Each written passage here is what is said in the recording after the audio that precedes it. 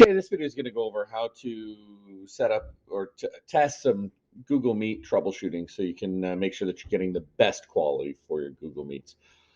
First and foremost, when you join a Google Meet, you can check and change a lot of settings to really personalize or make it your own. So if we go down to the three dots here for more options, we have a couple of options, and these options are specific for each Meet that you're in.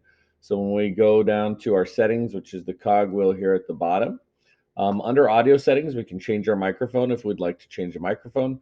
We also can set up, do noise cancellation to filter out anything that Google algorithm does not recognize as speech. So you could set that up. Under the video, this is where we're going to get the most bang for our buck with controlling or managing our bandwidth.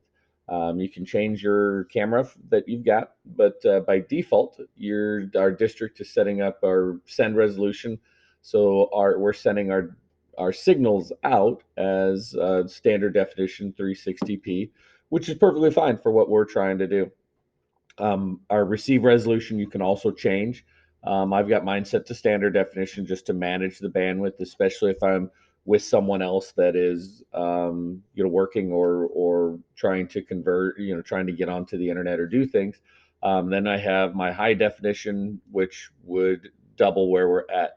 So put in perspective, so if you have under high definition, according to Google standards, if you're a meet with two participants, high definition is 3.2 megabits per second. Standard definition, it drops down to 2.6. As you get more participants, you get more bandwidth use.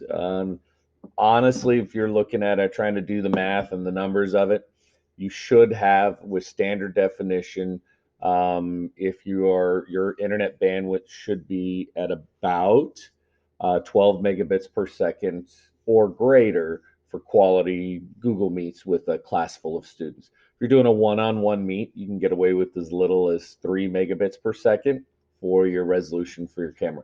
So how do you test that? How do you check to see is it a internet problem or network problem, or what do I need to do for my bandwidth? So what we can do with that is we can open up and you can go to any you just type in speed test, and this is a free test that you can run that will give you it'll check your internet speed.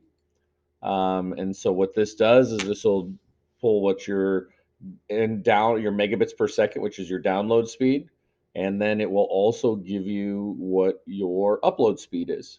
So your upload is what you're sending, your download is what you're receiving. So with this, my download speed right now is at 33 megabits per second, so more than enough to get myself going here. Latency is 34 milliseconds, really wanting to keep your latency less than 100 milliseconds, and that's the lag with your video.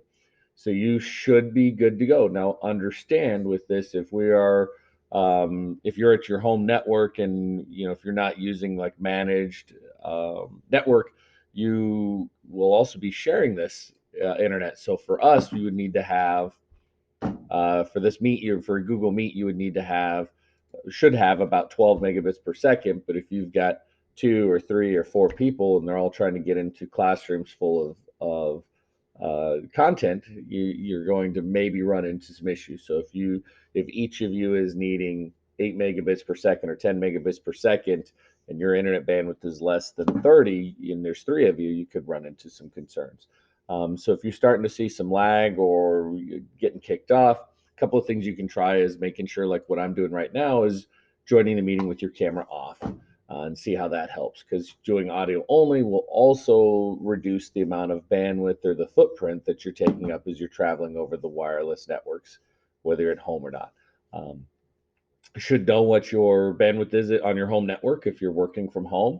It's typically is whatever is in your bill for your cable or internet service provider. It's a good idea to periodically check to make sure that the internet service that you're paying for 40 megabits per second, that you're getting somewhere close to that.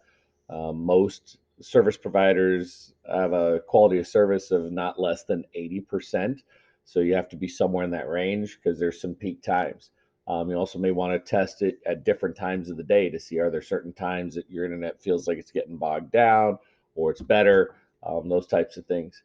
In addition, some tips to help you for your Google Meets or Meet quality would be to do things like try to limit the number of devices that are connecting to the network at the time. So maybe during the school day or work day, you're keeping the video game systems off, you're keeping the extra TVs off, and the Netflix and the Roku's and those kinds of things to try to minimize the number of devices that are accessing and fighting for internet bandwidth. And so there's a lot of things that you can do to control it. And unfortunately, it's something you're probably going to have to do to make sure that you're getting good quality meets during the school day or instructional day for you. Whether you're a student or a teacher, is just being mindful of who's accessing the internet, when are they accessing the internet, what can we do to kind of make sure we've got the best quality for Google Meets and remote virtual instruction.